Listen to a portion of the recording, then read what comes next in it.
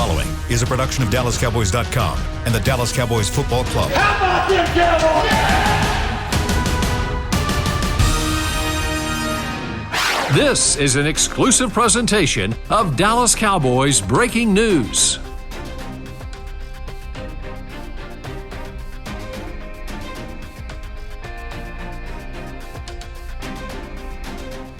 Welcome in, Dallas Cowboys Nation, to an emergency podcast. Not really an emergency podcast. It's just a joint podcast here on this Thursday morning. We've got Nick Eatman. Hi. Nick Harris. Hi. Nicole Hutchison. Hello. And I'm Kyle Yeomans. Is this going to be a problem for you? What was that? Is this going to be a problem? No, Nick, and Nicole. It's easy. Yeah. It's easy money. Just point to us. So, if you want us to say, like. So, yeah. Harris. Yeah, right. Eatman. Right. Hutchison. Hey. We'll make it work. Yeah. All right, so we've got a lot to talk about with the Cowboys here over the last couple of, really, hours. Mike McCarthy just got done at the podium, his end-of-season press conference, and really the news started coming down yesterday that he will stick around for the 2024 season. He had a meeting with Jerry Jones, talked about how productive that meeting really was at looking to the future. And I know there's a lot of Cowboys fans out there that have questions, they want answers, and as we've alluded to, I think on every one of our shows at some point this week, those answers don't come immediately, but he had some answers up on the podium. Well, I mean, obviously continuity is a big thing for Jerry, and it's a big thing for Mike McCarthy. So I think at the end of the day, they decided, Jerry decided that, getting to this point, being good enough, being 12-5, being, relevant to get yourself into the playoffs, and then when anything can happen at that point. Obviously, the good stuff hasn't happened for this team in a long time. But I think he looks at that as Jerry, was he 80, 81 years old? I mean, he looks at this and he's like, I don't really ready to start this over. I think this team is close. They're close enough, and we're going to stick with Mike. Yeah, it's coming from that conversation, or from the press conference with Mike McCarthy. He said he had a 3-hour conversation with Jerry Jones yesterday, and they talked about everything from personnel to coaching to, what this offseason might look like, scouting even, and then they talked about him as well. I didn't get the sense that they talked about his future. I think there was an understanding going into that meeting that they were going to figure out how to make it work together, and I don't get the sense that was even really addressed during that conversation as far as, okay, hey, prove to me that you should be the head coach. Right. I don't think that happened. And he was asked that, and he kind of gave his way around his little coach speak, but I don't think that was ever addressed in that meeting based off what McCarthy said today. But I think moving forward, there's definitely going to be a sense of urgency, like you mentioned. I asked him about how much change do you anticipate this offseason. He said it's still pretty early, can't really tell. There's going to be quite a bit of change. You're looking at 16 free agents. That's over a fourth of the roster. You're looking at big key pieces in those free agents as well. Tyron Smith, Jonathan Hankins, Jordan Lewis, Stephon Gilmore, and then you look at the draft, what they will try to do there. And I mentioned this on the draft show this morning. I think they will be as aggressive as we've seen under Mike McCarthy this offseason. I mean, you think they were aggressive last offseason, trading for Stephon Gilmore and Brandon Cooks. I think they could one-up that this offseason. But, yeah, the urgency is there, and I think you feel that from Mike McCarthy. You feel that from what he said about his conversation with Dak Prescott on Monday as well, talking about with his exit interview, and they want to win. And he said Dak Prescott is part of the solution. He's going to figure it out. He's going to be the reason that they do get to that ultimate pinnacle. The urgency is there with everybody in the building. Well, dang, Nick, go ahead and take all the freaking summarizations from the press conference. No, I'm just playing. But no, one thing that I took away from the press conference with McCarthy was that he was kind of holding back some emotion. I don't know if you guys could kind of tell that. So I know that he knows that sense of urgency is there. But when Jane Slater from NFL Network asked, the question of, a lot of fans are asking, why should we buy into this organization? Why should we buy into this franchise, considering the past history that they've had? And she said, why should people buy back into you? And he said that, I believe in the direction that we're going. I came here to win a championship. So I think that he understands that next year, this final year of his deal, he's got to get it done. It's interesting you bring up that quote. That was where I was headed as well, because when you look at Mike McCarthy and what he's done in the regular season, 42 wins, 25 losses, he's had a phenomenal regular season record, and that's even after 2020 was a mess in the regular season. 12-5, 12-5, 12-5. That doesn't happen by chance in the NFL. But he was brought in to win championships. He was brought in to go deep into the playoffs. Jason Garrett was here for a significant amount of time, never had that playoff success, but he won games in the regular season. Mike McCarthy was brought in to one-up that, to bring in that playoff success, and he's 1-3 in the postseason. So I get the frustration, and he didn't shy away from that. That's what I respected about what Mike said today. He said, I'm looking inward just as much as I'm looking at those around and making sure that we're building the right direction. But he also said that it has been a heightened emotion and it has been a heightened frustration because they didn't live up to the standard in which they had set throughout the regular season, and that's something that he's looking forward to. But I like the way he answered that question and really addressed, I'm here to win championships. I'm here to win. I'm not here to win NFC East titles. Yeah, I kind of have a problem when people say that, though, like that he was brought in to win championships. And you know, or he has to go deep in the playoffs, and he hasn't done it. I mean, I understand that is true, but you know, you can't get to the playoffs at 6-10. Like you have to get. I mean, he was brought in to get a better record than what Jason Garrett had done. I mean, he was improved the team. You've got experience. You've been here, improved the team, which he's done. So now the next step is that. I mean, and the next step is certainly going deeper in the playoffs, but he has done some of it of get this team better than what it is. And it is. It's a better football team, and it has been. You know, we've seen 3 8-8 seasons before. Now we're seeing 3 12-5.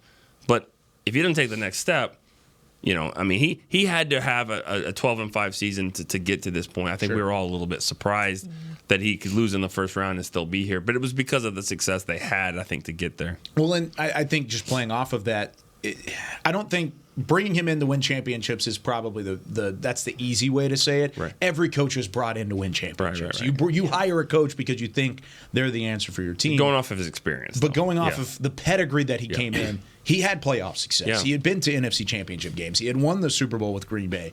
That was the calling card for when they hired Mike McCarthy. That's what the expectation is when you hire him as a Dallas Cowboy as well. And it just hasn't been there for him. So I get the questions, and I agree with you completely. I think we're on the same page. Yeah. You got to get there first and then have success. And I mean, he could very quickly turn the 1-3 in the postseason into a 4-3 or a 5-3 very quickly if he has that success. That's a long way down the road, and I know nobody wants to hear that, but it's true. Yeah. That's how it goes. Someone actually asked, I think it was John, who asked about, you won in Green Bay the Super Bowl in year 5. Do you think you can get it done next year? And he kind of chuckled and said, yeah. I mean, I think he doesn't really have a choice now. It's his last year on his deal. He's got to say that. He's got to say that. But one thing I kind of didn't really like was somewhat a sense of lack of accountability, if that makes sense, about what happened on Sunday. And it was just solely focused on the offense, and how he said that I feel like we just started too fast. We're a team that kind of thrives off the big play. But I think that right there with that question being asked, it should have just been like, we all didn't show up. Yeah. Because, we all didn't show up. Defense, offense, special teams. So I think that that's something that McCarthy should do moving forward, is just take more accountability as far as figuring out the real problem. And I know it's still fresh. He kind of mentioned that. It's still numb. Everybody's still numb and feeling the emotions. But I think that's something that this team's really got to do as well. When he started talking about the exit interviews and what his message was to Dak Prescott, and he said, I think you mentioned it a moment ago, he said, I believe Dak is the answer. That was his quote. Do you think every one of those exit interviews were about the same height, or do you think it was a little bit more up and down? Because Nicole's alluding to it. Can't point fingers at one person. A little bit of everybody deserved a hand in this loss. But Nick, just based off of the answers, where do you feel like he lies? Are you asking more so about the entirety of the exit interviews over the week and how they kind of compare to Dak? Sure. I think with Dak specifically, I mean, this McCarthy's job was kind of built around him as a play caller this year. It was built around Dak Prescott and what he can do as the quarterback. And they built this offense around Dak's language. That was the thing that was being thrown out so much during training camp and in the preseason. And those two succeeded together. I think by all accounts, you could look at the regular season and what they accomplished. You'd be like, okay, Dak's going to have a podium MVP finish. They got back to a 12-5 season without Kellen Moore as the offensive coordinator. They brought in a whole new system. It worked. You see what it did for CeeDee Lamb, but you're still at that same exact threshold as far as getting further. So it's they're paired together. And you go back to what Dak said post game after the loss to Green Bay, and when people were speculating about Mike McCarthy's job, he's like, okay, put me on the hot seat too. And it's valid because both of those guys are intertwined together. Their relationship has grown. I think with those two, there's always going to be more substance to their conversations because their statuses are dependent on each other. Yeah, I mean this. When I think about next year, I just think it's tough. It was tough this year. It was tough to get people. With any kind of success, it was always like, well, what happens when they play San Francisco? What happens when they get to the playoffs? What happens? And that's going to be heightened. Oh, it's going to even be worse now. I mean, they really can't do anything with even if they have a lot of success, and there's going to be a lot of hesitation on that. And to go to that question about buying in, I mean, should the fans buy in? I kind of chuckle at that too because the fans have bought in. I mean, like most of these fans are invested. I mean, you're already there. You're invested. I mean, whether you say it or not, whether you say I'm done, I'm never. You've been through worse. That's the thing. The fans that say I've been here for 40 years and I'm done.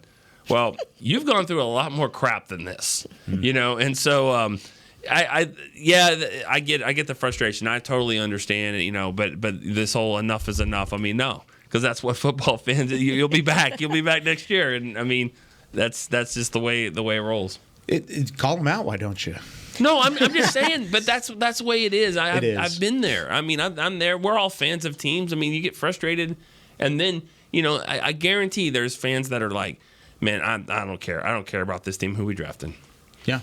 Because then, we get this guy back. I mean, and that's it. They just suck you right back in. I've seen it in my mentions today with the draft show. It's like, all right, one of them is, who are we drafting to fix this thing? Where are we going here to do this, that, and the other? And then there's the other responses like, it's too early. I don't want to talk about this. It doesn't matter. Like, there's all those too. Let me say, I'm not trying to patronize the fans for, like, having that attitude and, being like, oh, yeah, you'll be back. But it is the cycle of things. It is the way it is. It's you've been through worse than this. This is a good football team. That's the thing. It's a good football team, but good football teams don't make the Super Bowl. They don't. Great teams have to make it. You got to get on a great run. So they got to figure out how to get from good to great.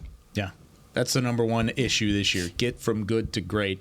If you want to give us a text, 817-290-3298. The text line is open. We'll answer some of your questions throughout. We're going to go for the entire hour here inside the SWBC studios. And we'll have a different trio come in here in a moment. Mickey Spagnola, Amber Garcia, Patrick Nosey Walker will join the show as well. We're going to go for a little bit here. I want to start on the offensive side of the football, though. We just talked a little bit about Dak Prescott, and we've talked about it a little bit on the draft show, and I'm interested to see what Nicole and Nick think about this as well. With the way that Mike McCarthy had an emphasis going into this season of running the football. We're going to be a run-heavy team. And then you turn into a team that finishes 16th in the NFL in rushing yards per game. You don't really have an effective ground game at all. You have two guys that you believe in and believed in Rico Dowdle, Tony Pollard, and neither one of them really had the year that you anticipated. Where do you feel like they go? Do they beef up front? Do they make some moves to try and fix the offensive line that has 3 All-Pros on it, apparently?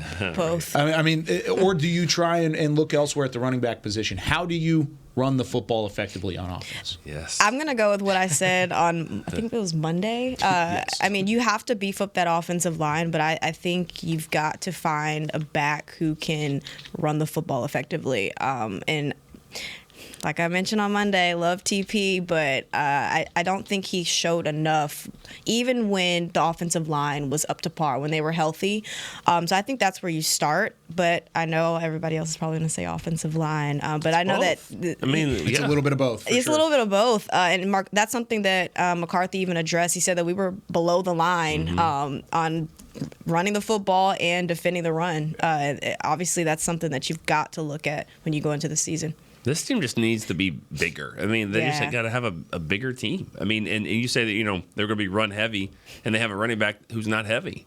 I mean, he's light. I mean, like, he's a light runner. That's what he is. And Rico Dowdle, I mean, he's pretty good, too. I think this team, I think the Cowboys lead the league in number 2 running backs on the team. I mean, they got a lot of guys you can put in number 2. but you need a guy that could be the number one back. Yeah. Yeah, they're bottom in the league at having a number one. Right.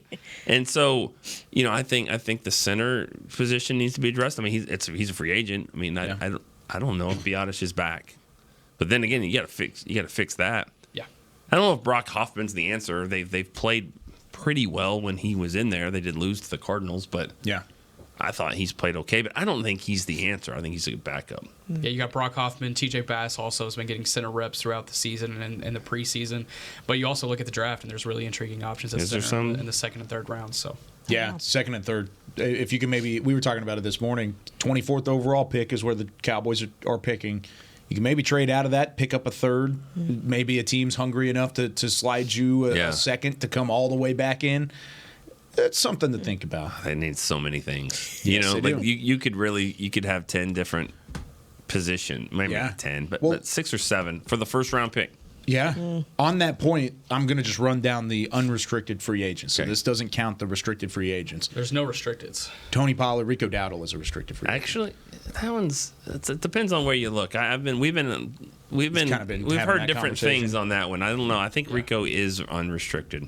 I think He's an unrestricted free agent? I'm 90% sure he's unrestricted. Yeah, because he's off of interesting. his rookie contract. Is that still. a Spotrac? Yeah. Yeah. Spotrac does have him listed as but he was restricted. an undrafted free agent, so it should be restricted. He wasn't drafted. We can argue with this. This is interesting. Okay, but I think he's unrestricted. Unrestricted free agents: Tyron Smith, Tony Pollard, Chuma Edoga, Tyler Biadasz. Anybody there? I mean, Tyron sticks out as a flashing light, but tough one. is You he asked back? about Tyron, too. Yeah, I asked about Tyron's exit meeting today and if McCarthy kind of had a pulse on what his future looked like. And they talked about the season, the practice plan, how it worked for him this year, and that they're just going to take some time and figure some things out. So That's the list on offense. That is the unrestricted Tony Pollard, free agents: Chuma Edoga, Tyron Smith and Tyler Biadasz. Oh. and Rico. That is the list you've got on offense. And Rico.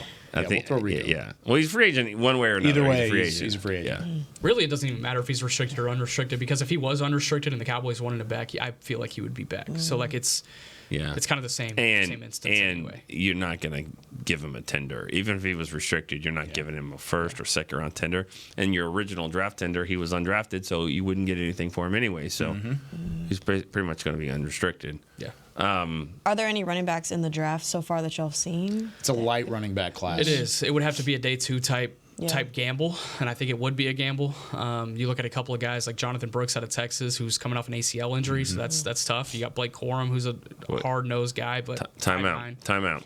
Would Jonathan Brooks be a first-round pick if he didn't get hurt? No, I don't think so. Okay. I think he'd be high borderline second. yeah.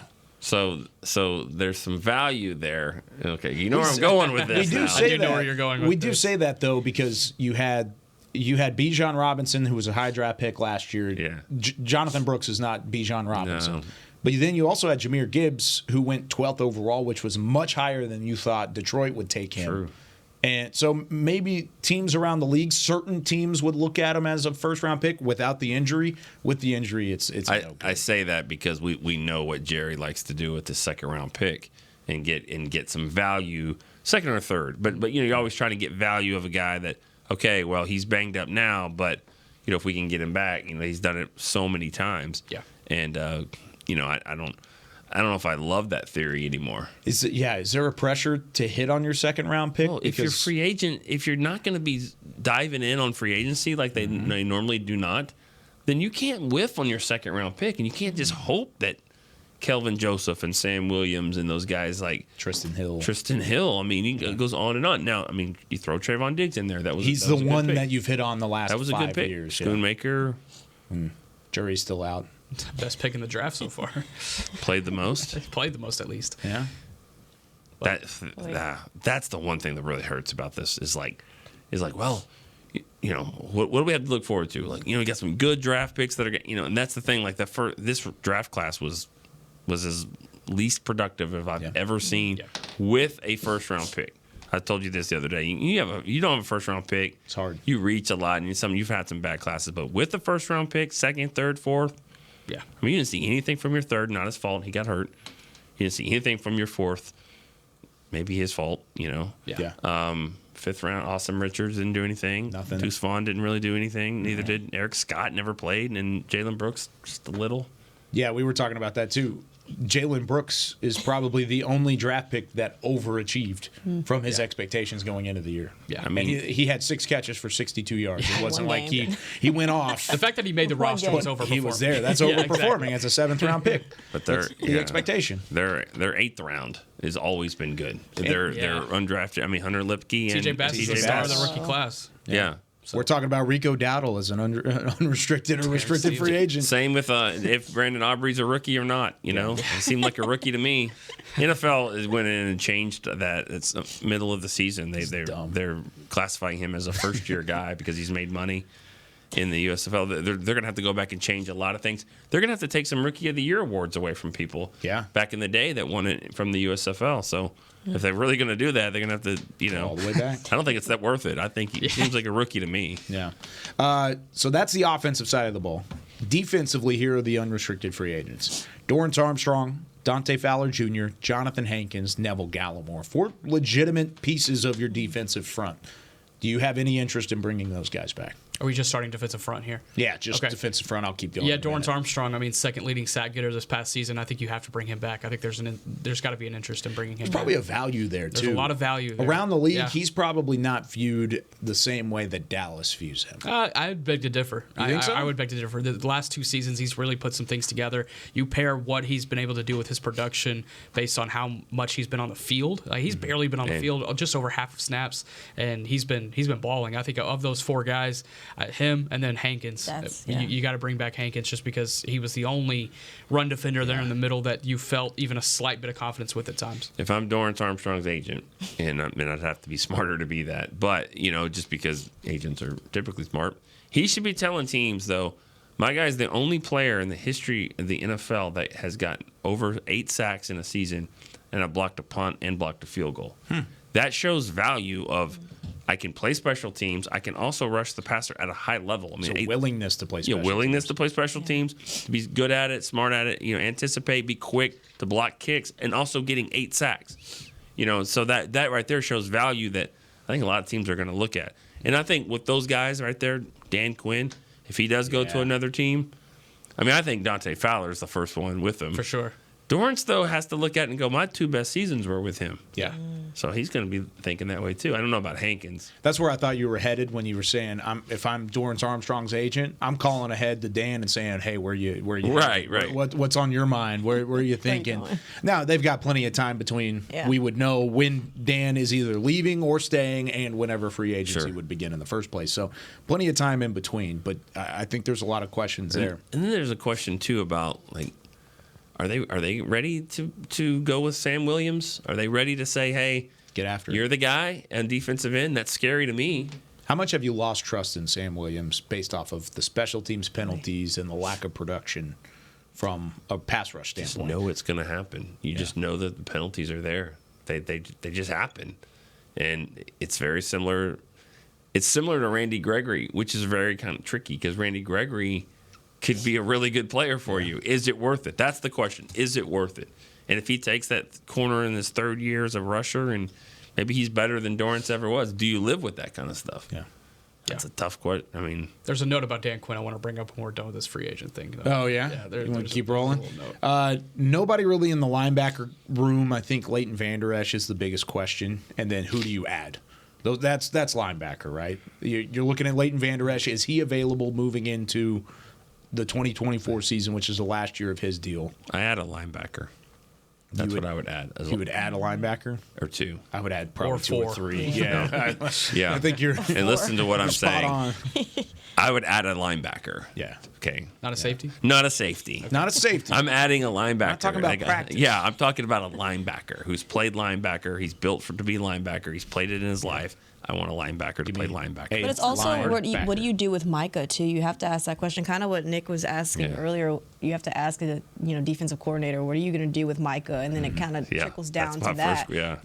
Yeah, because even It's whenever a domino effect around this whole team. It really is. It's like you think about it from a DeMarvion Overshown standpoint too. DeMarvion Overshown is a coverage linebacker with some pass rush ability. Where does he fit in if Dan Quinn's not the defensive coordinator? I mean, is he a true middle linebacker? Probably not. Like he's more of an outside linebacker type too. Yeah. So, I mean, He could probably play the middle, but like you said, give me a middle linebacker. Give me a linebacker and go from there. Secondary-wise, Stephon Gilmore, Jaron Kearse, Jordan Lewis, and Noah Igbenogany. Those are your 4. The only 2 guys you're looking at are Stephon Gilmore and Jordan Lewis in my eyes. Yep. And it seems really difficult to see a reality where both of them are back, because where do you put them? Trayvon Diggs is coming back. Deron Bland is coming off of an all-pro season. Those 2 have to be on the field, and so you have to kind of wonder who the third guy will be with him. Will it be Stephon Gilmore or will it be Jordan Lewis? It's kind of tough to see where both of them fit on the defense. I think you got to choose between one or the other, and if you choose to go with neither of them, then you're having to go spend a high draft pick on somebody or go get somebody in free agency, because they clearly do not trust the depth of their cornerback room. They had Stephon Gilmore playing on a torn labrum against Green Bay, and they adjusted their entire defensive scheme around it. So it's very clear that there's not a lot of trust in the depth there. I'd be surprised if both of them walk, but I think at least one of them are back in the building next year. Another part of this too is that if there isn't a new defensive coordinator, who does the defensive coordinator have familiarity with? Who is the Jaron Kearse of when Dan Quinn came in and he was like, well, I know this guy, I used to play against him, or I like him, you know what I mean? So you're going to have that kind of stuff with players. When you look at free agents that are out there, you're like, oh, this cornerback's ranked 9th on the list. He's not that good. He's not going to cost a lot. But whoever they sign as a defense coordinator, he was with them 4 years. So things like that. That's just hypothetical. But I'm like, there's going to be connections to free agents that you don't even know, and then that they're probably going to be good players or good fits for the new scheme. Yeah. It depends on what you're looking for. If you're looking for a guy that has made an impact on and off the field, it's kind of hard because both of them have. But as far as like with the younger guys, just hearing from like Deron Bland and those like that, guys like that, they point to Gilly and the way that he's helped them mentally and just on the field as far as their playmaking ability. So, I mean, in a perfect world, like Nick was saying, you'd like to keep J. Lou or Stephon Gilmore, but if I had to choose, I'm going to go with Gilly. That's just based off the impact that you've seen. Yeah, the impact that he's made within that room. And adding either one of those guys back into the cornerback room doesn't stop you from making an addition at the cornerback spot. You can go get a boundary corner in the draft. It's a really nice draft class in terms of big, lengthy corners on the outside. But let's just say, though, I mean, bringing Gilmore back sounds good, but he was $8 million a year this year. Yeah. What, $10 million? Because he played better. I mean, 2 year, $20 million. Would you take $10 million? Slice of the pie. I'm saying, would you do 34 years old, coming off the shoulder injury. That's what makes it tough. If you could get him cheaper than 8, I would do it. Yeah. But if he's trying to capitalize on the last good, legitimate contract that he could get in his career, I don't blame him for doing so. I don't know. The over 8 sounds like a lot. It sounds like a lot, but then again, he might look at the Cook situation. Like, this is a good setup for him. And then with Diggs coming back and Bland playing like that, I mean, he could elongate his career, sign a 2-year deal. He was never supposed to be the number one guy. Yeah, and he was for like 2 or 3 weeks, and then Bland kind of. I don't know. It's hard to say who the number one is because they didn't really. They played different. They played different. It wasn't like you had to go. I mean, he had to cover the top guys a lot, and he did a good job. You said you had a Dan Quinn note. Yeah, so I think something to factor in here if Dan Quinn is back as the defensive coordinator next year, right? Okay. And you're looking at the pressure that this team, but specifically Mike McCarthy, has on winning next season and getting to a certain threshold in the playoffs. If they're looking up at the pressure, I think starts in week 1. I don't think the pressure is playoffs because if you start 2-3, 3-4, and you have Dan Quinn as defensive coordinator looking over the shoulder saying, okay, this is a guy we have considered as head coach at other opportunities. There's other teams have considered this guy as head coach. If things are not working out with Mike McCarthy week 7, week 8, Dan Quinn jumps in, fire midseason. I think there's also that kind of pressure that's added into the whole ordeal as well. If you have a former head coach that is that defensive coordinator, even if it's not Dan Quinn, I think that same pressure kind of factors in. I think the pressure with Mike McCarthy starts day 1. I don't sense him as a guy that'll feel it, but it's there. And I think game by game, you could look at a random week 8 Broncos game. They're not playing the Broncos next year. Week 8 Broncos game. Okay, hey, if we lose this game, we're dropping to 3-4 on the season. We got to win this one, and it's playoff games start mattering then at that point. So I don't know, it's something to factor in. Did you think the answer was kind of weird the way he answered the Dan Quinn question about if he doesn't get a job, is he coming back? And he said, "Yeah, we'll evaluate that." Well, he started off like, yeah. I mean, he's really high respected in the building, and then we'll evaluate that day to day or something like that. Go through the process. Go through the process, and I was kind of like, he definitely knows something we don't. Yeah. Well, yeah, it was just kind of. It started here, and it kind of. I think part of that is also he doesn't always. He may not know anything. It may not be his decision, and it might not be. True. Yeah. That's a good point. That's just kind of how it's been. All right.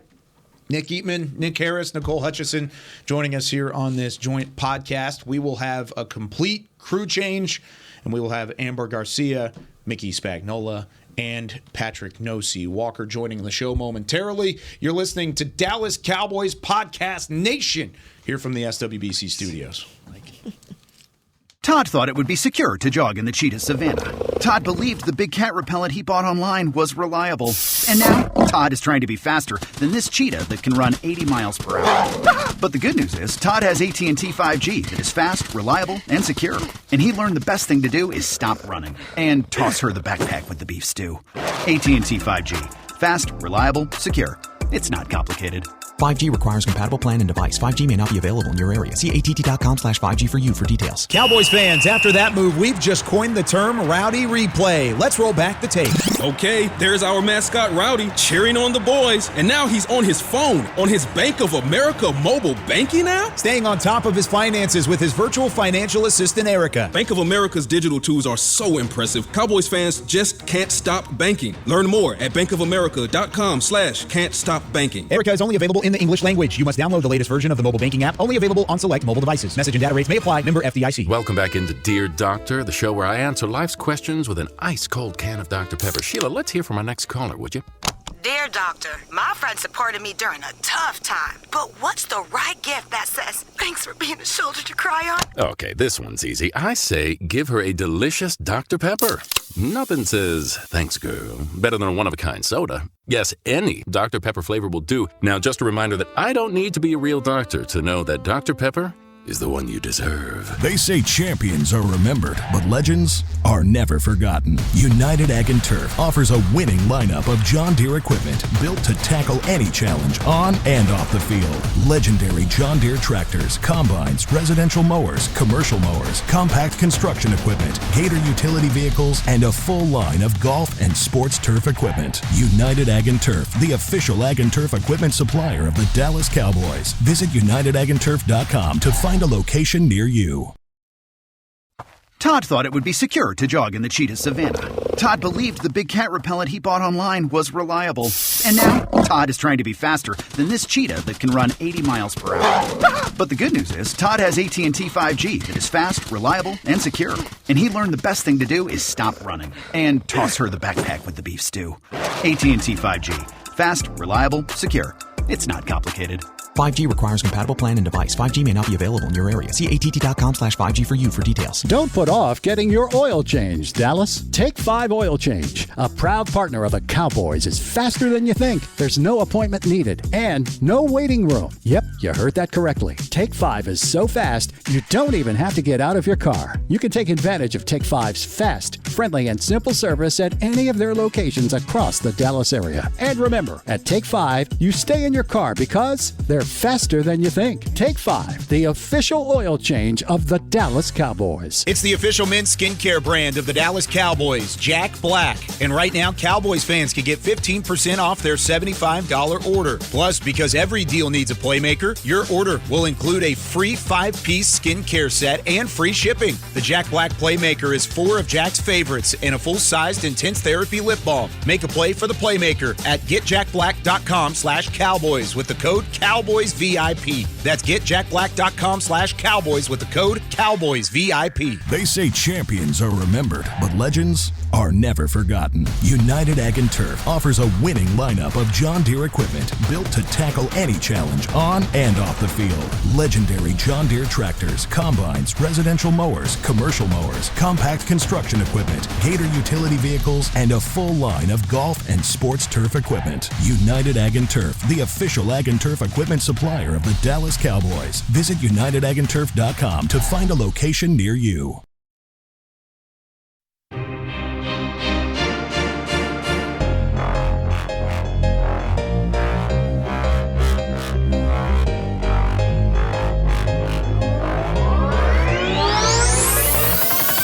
back into the Cowboys Nation podcast. I have now dubbed this podcast Cowboys Nation. That's it. That's what we're going with. Since we've got a rotating cast and crew of the most respected, most talented Dallas Cowboys media personnel here at the Star in Frisco. Just finished up with Nick Eatman, Nick Harris, and Nicole Hutchison. Now we welcome in Patrick No-C Walker.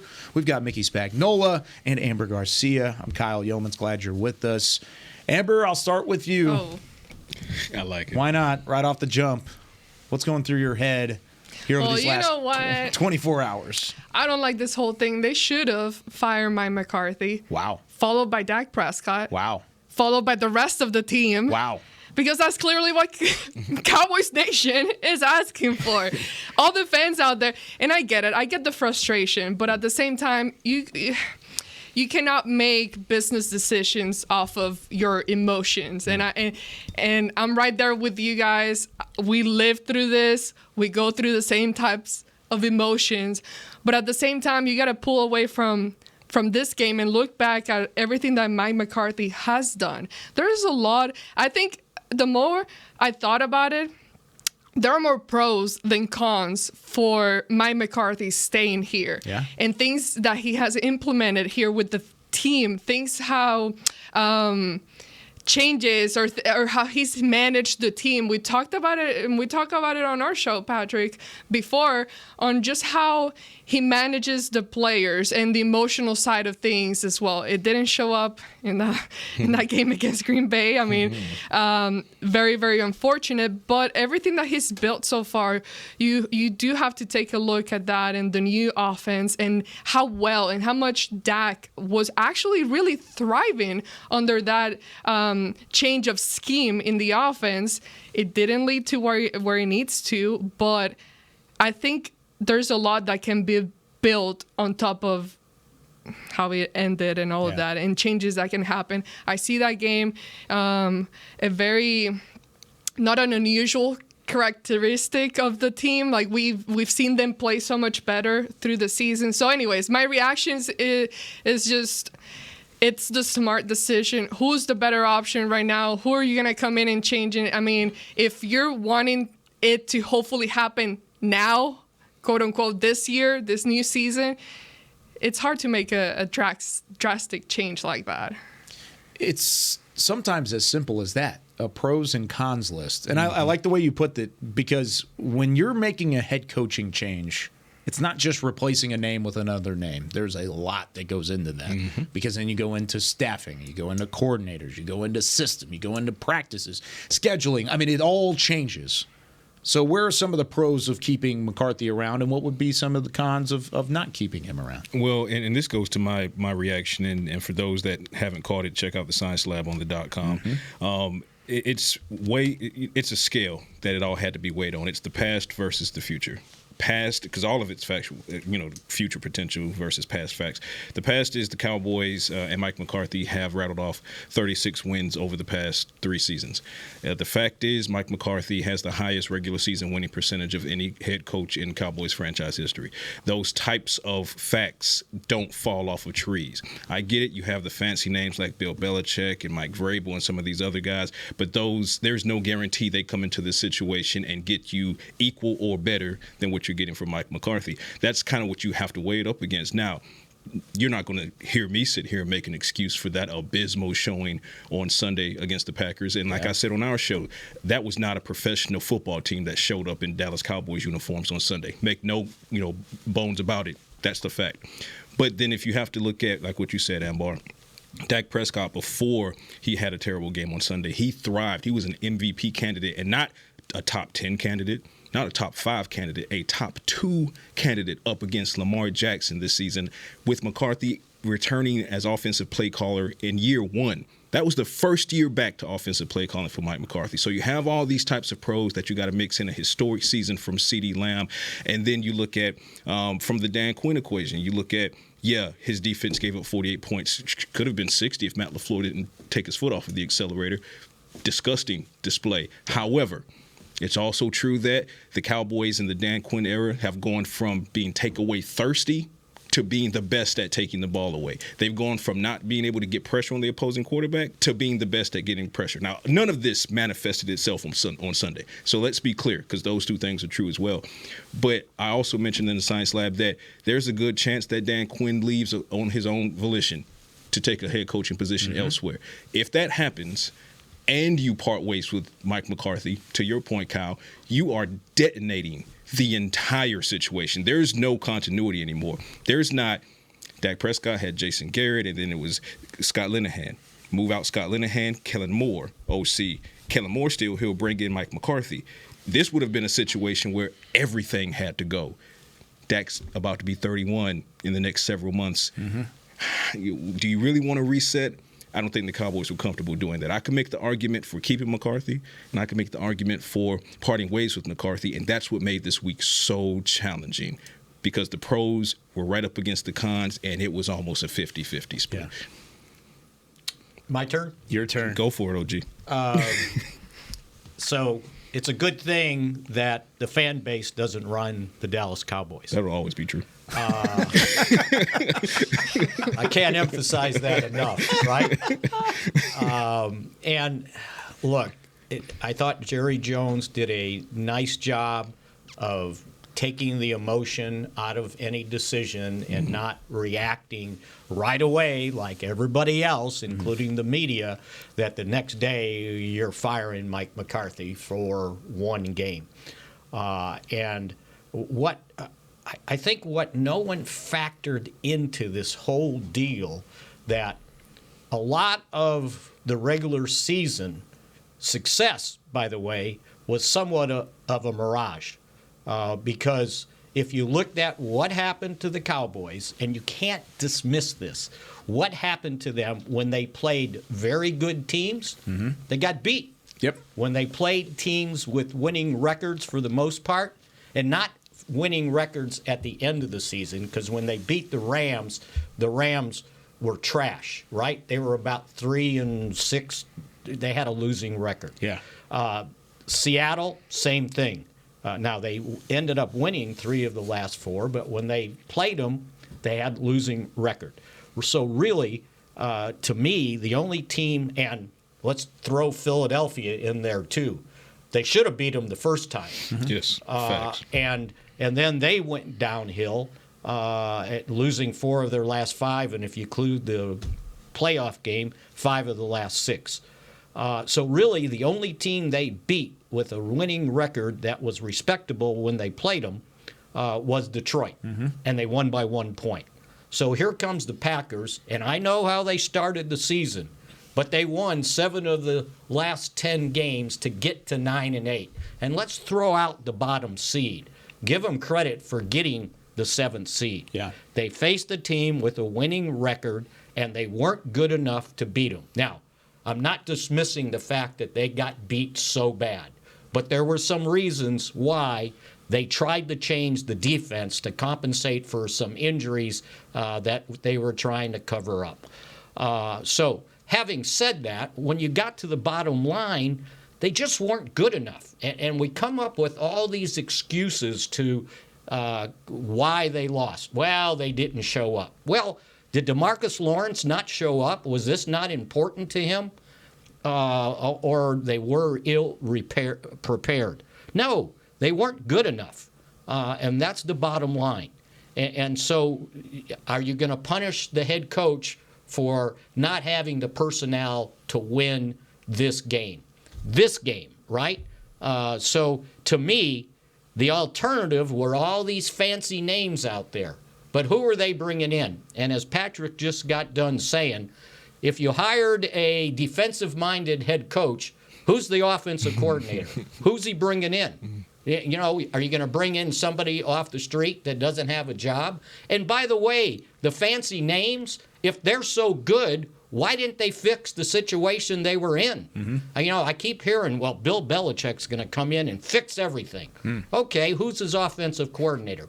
And if he's so good, why didn't he fix the Patriots? Why did they fall off the edge of the NFL for the last 3 years? No, Tom Brady, is he bringing Tom Brady with him? Probably not. So again, If he came in, he wants to run the personnel. So everybody's happy with what Will McClay does. Now, if Belichick comes in, does he have to bow to the Pope of the NFL? I don't think that you want to go down that route. So to me, the practical thing was to go forward with Mike McCarthy, play this thing out, and give him some upgraded personnel to be able to win games against teams that are still in the playoffs. I'll tell you what they did really quickly, Kyle. They split the difference. Yeah. Right. Basically, they said, okay, well, to Mickey's point, Belichick, wonderful historic name, wasn't able to fix Mac Jones in that situation up there in New England. Mike Vrabel wasn't able to get the Tennessee Titans where they needed to go, parted ways. And then Vrabel had this conversation with a couple colleagues. If you were looking to bring in Vrabel, who's your OC? You better bring in an OC. Otherwise, you're going back to the Garrett era. Run, pass, run, pass. Wonderful coach, players coach, but run, pass. And the list goes on and on. So what the Cowboys looked at with Mike McCarthy, they said, hey, we know we have a damn good head coach. We just got to figure out what this postseason issue is. So we'll split the difference. We just won't give you an extension. We're going to force you into a prove-it year in year 5, and either you get it done or we're moving on anyway. So I think that was the conversation of them meeting in the middle saying, well, we're not going to fire you, but we're not giving you an extension either. Let's play this thing out. I like the way you put that, and Mickey, you as well, because this is a team that has pieces. Were they a great team? No, you went 8-1 against bad teams. You beat an okay Seattle team that just missed the playoffs. You went 3-4 against playoff teams this year. Maybe there was a little bit of an overrated aspect to this team going into the postseason, and maybe you underrated what Green Bay brought to the table. I think a lot of people underrated what Green Bay brought to the table. No doubt. And I think media, and myself included, nobody understood exactly what Green Bay brings. But the fact of the matter is with this team going into 2024, you can't run it back. And you did keep your head coach. So there's one element of running it back with a different mindset. Mm-hmm. Where do you go to make changes from here? Because it may come naturally with Dan Quinn. If he's going elsewhere, you're going to have a defensive coordinator come in. That's going to be a change. Is it a good change? That's yet to be seen. But there has to be something to happen. Mickey, you mentioned personnel. Is that where your plan is moving forward? Is it just straight personnel, being aggressive, making sure that this roster is as built up as it could be? Well, my first priority of business is to have more than one real linebacker on the team. That works. They're in 2 tight ends at the goal line, and the Cowboys are out there with 6 defensive backs. Yeah. How's that going to work out? Yeah. It didn't work out very well. So, number one, once they lost Leighton Vander Esch, they're out there with one real linebacker. And then we sit there and go, how come they can't stop the run? The other thing that's got to improve is however they scheme it up, how are they scheming up their running game? Because I don't know if it's the running backs, but both of your top 2 running backs are unrestricted free agents. Yeah. So that position's got to be upgraded, right? And if you have to keep who you have, how much you got to pay for that? Or do you just get somebody new in there that you can afford? Cornerback position. With Stephon Gilmore injured and trying to play him and cover up what he can't do with a harness on his shoulder, you ran out of cornerbacks. Because the next cornerback that you could have put out there was Nashawn Wright, and obviously they didn't trust him to go out there. So now you changed your whole defensive scheme and started playing more zone than you ever had played the entire season, and they looked like they had never played zone defense before. I don't know the last time I saw, and I think it was a 38-yard pass to a tight end, that there wasn't anybody within 20 yards of him. 20 miles. And he caught the ball with his back to the end zone as he was waiting for it and scores a touchdown. So if they're playing zone, somebody's eyes weren't in the right spot or didn't know how to play zone. So the cornerback position with Gilmore and Lewis, by the way, unrestricted free agents. I know you get Trayvon Diggs back, but now I got Trayvon Diggs, Deron Bland, and who? Yeah. So there's some personnel things that they've got to address in the coming months if this team's going to get better, because you're going to lose some guys. You don't want to get worse, and the head coach needs some more ammunition to be able to function, especially defensively. I don't care how good Dan Quinn is. When you're running out of guys and you're trying to fake defense, you can't fake defense. Where would you start, Amber? Well, to touch on the opposite side of the ball, because I do agree with a lot of the things that Mickey just said, but on the other side of the ball, I mean, let's say heading to Green Bay, I think biggest problem to me was probably the lack of preparation, the lack of work being done during the week. Because if you really, really prepare, at some point, it's going to pay off, like, throughout the game. It's just going to kick in because that's what you've been working on all week. And you're just going to go into automatic mode. But my thing is, who can you bring from the outside? And I know they hire sometimes consultants to come in here and give their advice or opinion, because it is hard. Even when you talk about, let's say, Dan Quinn, everybody else on the team, Will McClay, everybody, they're all in the same team. They're all in the same room. So it's hard to think outside the box or see things from a different perspective. And it's also hard to take in criticism from people on the outside. You know, you're always saying we block out the noise, which is great. You got to be focused. You can't let all those opinions really mess with your planning process and all of that. But I really do think that McCarthy needs some evaluation. Like, I agree with him being back here and being the head coach and still calling the plays and handling the offense, but there were many, many questionable decisions throughout the season that he made, especially at key moments of the game, like right in the last few minutes of games, things that you're like, why did he make that decision? Like, we're just watching and things that don't really quite click or make sense as to why he would do that. Also, another thing is, I know you guys talked about the running game in the first half of the show, which is another key element of this offense. You cannot always just rely on it being a passing game offense. And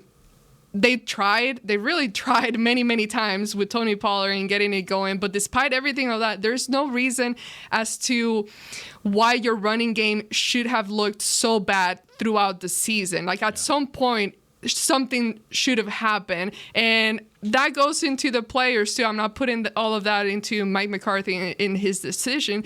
Players need to take accountability for that, for sure. But I don't know. Right now, it's just like, who can come in and give a reality check to Mike McCarthy and, like, do some really self-evaluation there? You bring up the players, or you bring up the preparation as a problem as a whole, and you kind of gave the blame to both coaching staff and players specifically. Is that on the job of the head coach from here on out to either find more disciplined individuals on your roster or more dedicated coaching staff, personnel to go back and forth? I don't want to call anybody undedicated. They're all dedicated on that side of the building. But just a better fit moving forward from a roster building and a staff building standpoint going forward? And that goes to my answer to the question, Kyle. It's kind of twofold. One being personnel, absolutely. Now, you're going to have some of these issues organically fix themselves. Trayvon Diggs will be back next season. We'll finally, knock on wood, get to see the debut of DeMarvion Overshown. But you also need to attack the linebacker position, getting true linebackers, be it via the free agency and or via the NFL draft. You need to get help for Damone Clark, because Marquise Bell, as athletic as he is, you're losing size there when you get into those power packages on offense. He's a safety. On defense. Right, he's a safety who was flexed down. So you have personnel issues that will organically fix themselves, but then you have the ones that will not organically fix themselves, like Tony Pollard and Rico Dowdle being unrestricted. Yeah, you went and you signed Malik Davis and Snoop Connor and guys like that to the practice squad, futures deal, I should say. We'll see where that goes, but to Mickey's point, you're going to have to figure out the run game. Now, where does the O-line come into that equation? And it's certainly not lack of ability on your O-line, because your O-line, as far as skill set is concerned, is one of the best in the entire league when they're completely healthy and that front five is up there. So it'll be interesting, which goes to the second part of the question. Mike McCarthy today said that they'll start having meetings with assistant coaches and position coaches toward the end of next week. McCarthy has proven time and again in his era here, he is not afraid to say, this isn't working, I'm going to pull this position coach out and reinstall someone else here. Look at the Mike Nolan to Dan Quinn situation. Look at offensive line. Look at running backs coach, whatever it may be. So it'll be interesting to see how Dan Quinn, if he remains, how he handles his assistants beneath him. Dan Quinn has some of the best assistants, Joe Witt Jr. and Al Davis and some of those guys. But something might need to change outside of those names that we're talking about, and we'll see what those are. And goes for offensive as well. Offensive line, Mike Solari, he's well-liked in the building. How does Mike McCarthy weigh that up against the offensive line, the lack of performance in the run game for the offensive line? So all of these are conversations that need to be had. You talk about a war of attrition. You're going to lose the bottom third of this personnel group just by free agency, and you're going to release guys, and it's going to turn over. You're going to have more turnover on the coaching staff as well. Yeah. It won't be at the top with head coach Mike McCarthy, but it might be his number two. One of his number twos, Dan Quinn, might be out. And if he's out, you have a whole shakeup happening on that side of the staff. So now you turn to trying to fix it from the coaching standpoint as well beneath Mike McCarthy. So let's look at the common denominator in these losses. They couldn't stop the run. Mm-hmm. Arizona, 222 yards rushing. Yeah. Buffalo, 266 yards James rushing. Cook. What's with the Jameses? Yeah, let's stop playing James. Stop playing right? James. Yeah, we'll be all right. Or maybe get a James to run the get ball. a James. Right? Or a James or a Jones, Yeah, and right. we'll be all right. James. And Earl, maybe? James, Earl. Look at I'm out of here. the loss to, the first loss to Philadelphia. They had over 100 yards rushing. Sure. Detroit did a good job of running the ball. San Francisco had 170 yards rushing. They give up 143 to Green Bay in the playoff game. Surprise? No. Nope. Because that was the downfall. And then look at the defenses that stopped the Cowboys' offense. What was their game plan? They basically said, we can stop your running game with our front. We don't have to do anything special. Our front 5, 6, 7 can handle your running game. And now we're going to play deep behind that, and we're going to put pressure on Dak Prescott. We're coming after him. We can blitz because we don't have to worry about stopping your running game with anything extraordinary. And what happens? That's what happens. So to me, the common denominator stopping this Cowboys offense was take care of the run with just our regular front, play a lot of zone behind it, and then blitz and put pressure on Dak Prescott. I think we forget, if you go back and watch the whole game, he did get sacked 4 times. He did get hit 9 times. And 6 times he had to run out of the pocket to prevent a sack. Now, why is he doing that?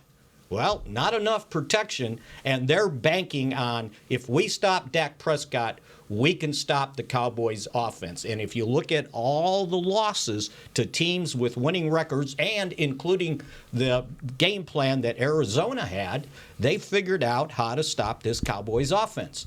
And so they're going to have to counter that one way or another. Going to have to figure out how to run the ball better, and you better figure out how to stop the run, because if we go back and look at the times the Cowboys are eliminated from the playoffs, and we can go back to 2018 when the Rams are still running the ball, and they ran for 273 yards with one guy right off the couch.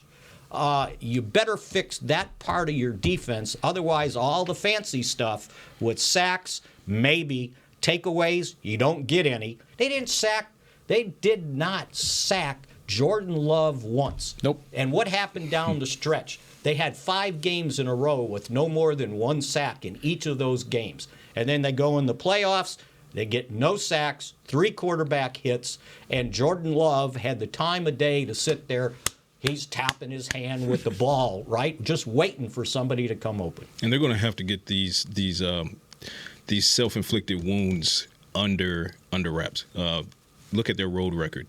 right? The reason they were so poor on the road this season, a lot of the times it was the penalties and the timing in which the penalties happened. And I get it. There's a very, very fine line to walk between being an aggressive defense that wants to get up and get after it versus being too aggressive and fair catch interference.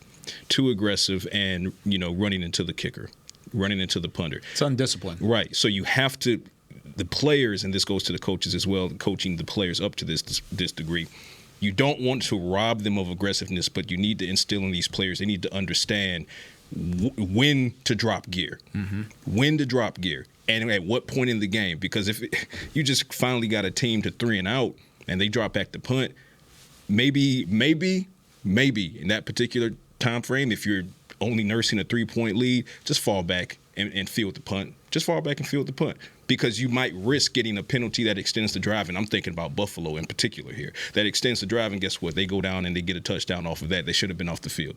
So self-discipline goes to it as well when it comes to. This wasn't just a 1 year, 1 game thing. This has been going on, which goes if to I my remember, point. since McCarthy took over. Which goes to really, my it's been an ongoing issue, and it really showed up this year. Where you talk about those losses, Mickey, and you bring it up, Patrick, where they could have won, or they could have given themselves a better chance to win so much more, so many more games, including on the road, and they couldn't because of those self-inflicted penalties. And it's just a reoccurring issue. I don't have the answer on how to fix it, because we see it happen. Well, we saw it. We won't be seeing any more of this. Well, here's the thing, Amber. There's a way to you're the most penalized team in the league, okay? That's not going to cut it. That's not going to get you a Super Bowl, okay? And for those that are wondering, well, how do you fix it? There are other teams who are not the most penalized team in the league, okay? Your answer lies within whatever they're doing correctly and you're not doing correctly. So it's as simple as looking at that from that capacity and saying, well, let's look at the bottom half as far as the teams in the league that are least penalized, okay? The ones that are winners, who have winning records, who are playoff teams, who are at least contenders at some point in the season. If that's true and they're one of the least penalized, focus on that team. Look at what they're doing, and it's a copycat league. Feel free to copy how to not get penalties from another team. So before we wrap things up, I want you each to give me one element that you would fix first. The number one thing for this Cowboys team, number one priority for you going into the offseason, where would you attack it first? Amber, I'll start with you. Number one thing. Because there's a lot of things here. There's a lot. Way too many. Way too many. I'll go first while she's contemplating. Okay. You got to figure out what Micah Parsons is. This deal of him being you didn't like that he dropped back in coverage? End. I don't mind that. What I mind is putting him at 1st and 10 at defensive end against 2 tight ends, and you're expecting him to play the run when they're double teaming him. Is he a defensive end or is he linebacker? Now, I know what he wants to be, because he wants sacks. He wants to be a defensive end. But is that where down after down after down he's most effective? You saw in this game, they dropped him back at linebacker and allowed him to blitz. Let him play the run, right? I think he's got to be a linebacker. And I know he doesn't want that, because that's not where you get paid. I was going to say right? He gets paid for sacks, right? But, okay, I get he has 14 sacks, but think about the number of downs he played as a defensive end with his hand on the ground. He's not making a lot of tackles there. Now, he's getting sacks, but does that compensate for what happens in the run game? And think about it. Without his 14 sacks, right, they only have 32 as the rest of the team. So that part of their defense has to improve. They get hardly anything from the defensive tackles when it comes to sacks. If it wasn't for Dorrance Armstrong, they don't have anybody else with more than, what did he finish with, 7 sacks, 6.5, something like that. And he's an unrestricted free agent. So that pass rush as a group has to improve, but also stopping the run.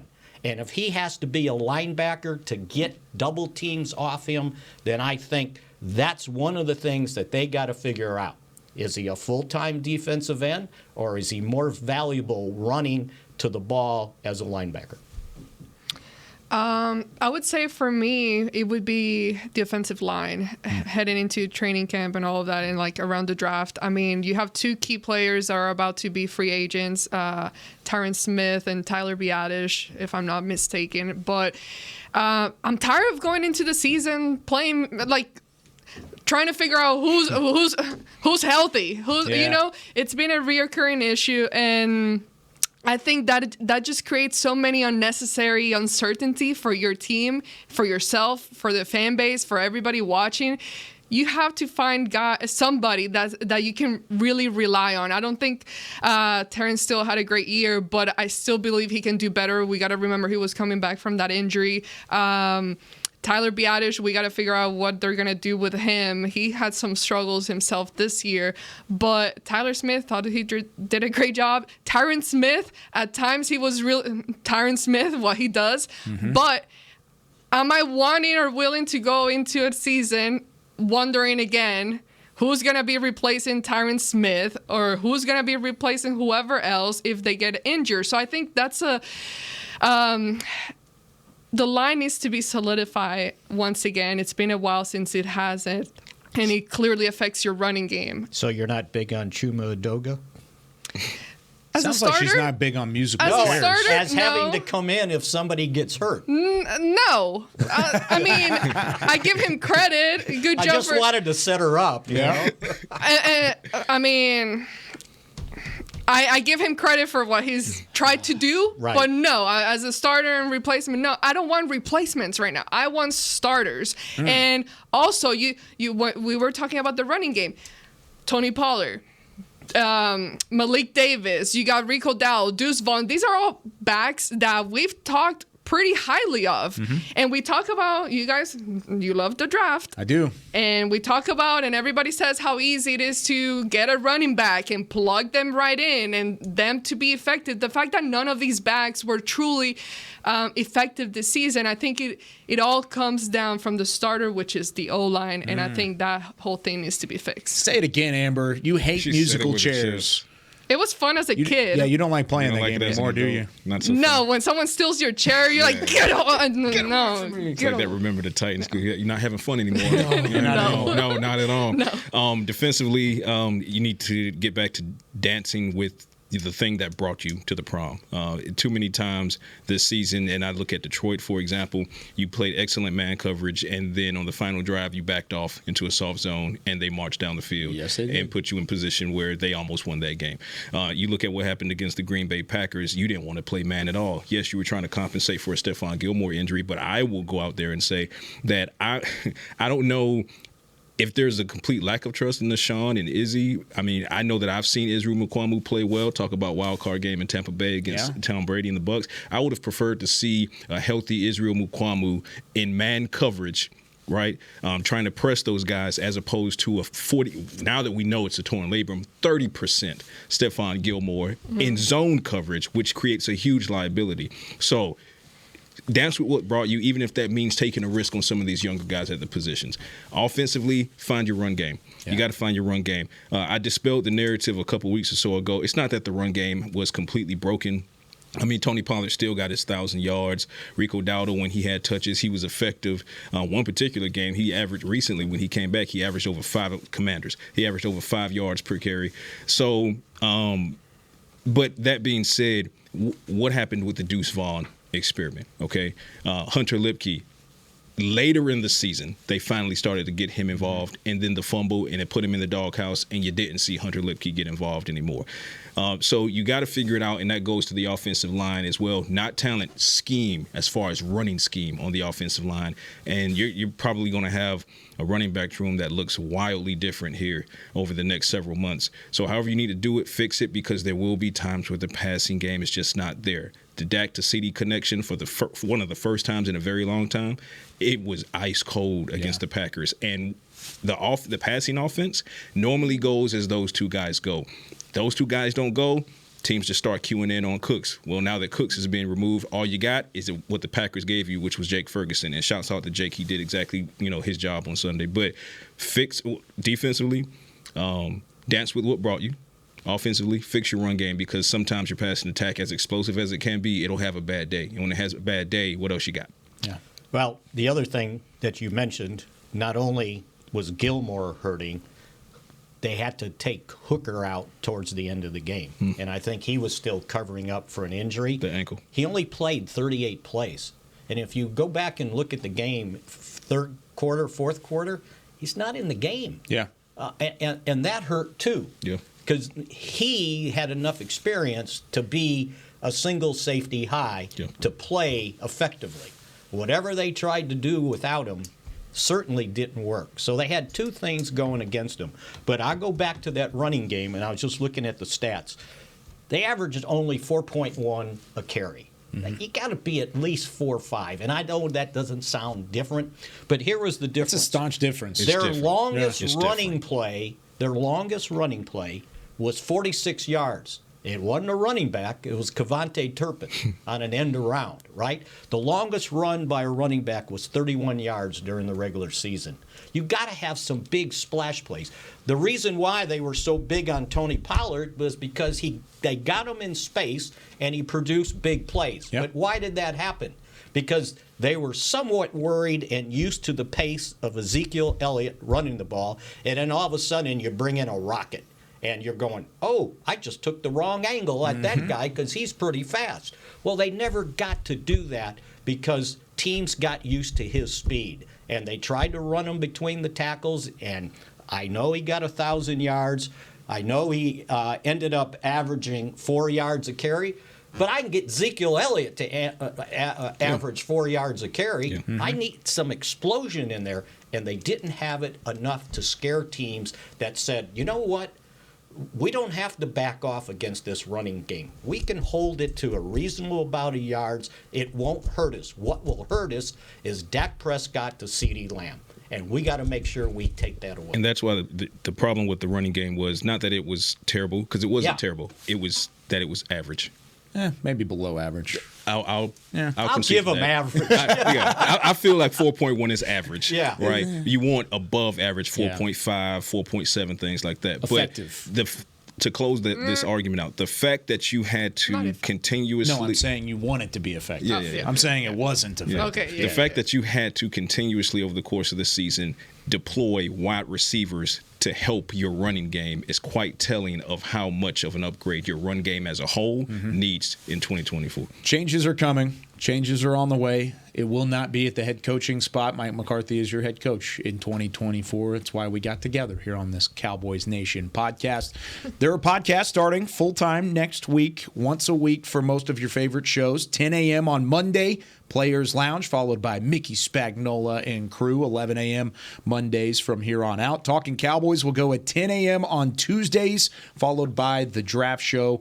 And then you've got Cowboys Storyline on Tuesdays at 1 p.m. Wednesdays, this is a fun day. You got Hanging with the Boys at 10 a.m., followed by The Break with both Patrick Walker and Amber Garcia. That one going at 11. Then Somos Cowboys Radio with Amber Garcia at 1 p.m. on Wednesdays. Then Thursdays, they cap off the week with Girls Talk, Boys Talk at 10 a.m., followed by The Draft Show at 11, and then Cowboy Storyline again at 1 p.m. So that does it for us here on the special joint podcast of Cowboys Podcast Nation. For Chris Beam in the back, Nick Eatman, Nicole Hutchison, Nick Harris, Amber Garcia, Mickey Spagnola, Patrick No-C Walker, I'm Kyle Yeoman saying so long from the Star in Frisco. We'll see you next week. This has been a production of DallasCowboys.com and the Dallas Cowboys Football Club. How about this, Cowboys?